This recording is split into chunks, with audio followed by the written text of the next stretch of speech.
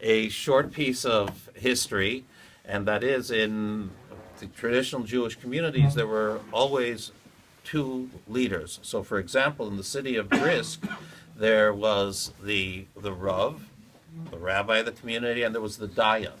The Dayan is the judge, and each one of them was famous. The Brisker Rav, Reb Chaim Soloveitchik, and others before him, and the Dayanim. There was Rav Rieger, Rav Malin, a number of very, very famous people who were the Dayanim, who were the judges. The same thing was true in Hasidic communities. There's the Rebbe, and there was the head of the Bezdin, and they had different roles and different functions. And it said that there was a shaila once that Reb Chaim Brisker had, and he said, go ask the Dayan for a psak. Ask the judge that he should say, what is the halacha in this particular case, but don't ask the reason why. In other words, just give me the final outcome, because no matter what he says, I will be able to argue and find a different opinion from what he says. So I only want to know what the final outcome is. So the reason why I'm saying this is because there are two aspects in Jewish life. There is to know what to do, to know exactly what you have to do. It's either yes or no, it's either kosher or treif. And there's another aspect, which is the process of going through to be able to come to that conclusion.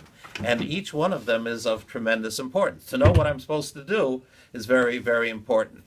To be able to go through the back and forth, which is called the Milchamta Shel Torah, the war, the fight of Torah, of the two sides, really slugging it out to see which is the correct way each one thinks, is a very, very important and a very, very enjoyable type of thing. And of course, the reason I mention it is because when we discuss something and we give different positions and explanations or something like that, that's part of the beauty and the warmth of the Torah as to all of those different things. So I'm just going to conclude with a question for you and no answer and no discussion. And that is, we mentioned about missing a day of Sfira, that our custom is that if a person misses a day of Sfira, they continue counting, but they no longer make the bracha on their own, and they have someone be motzi them.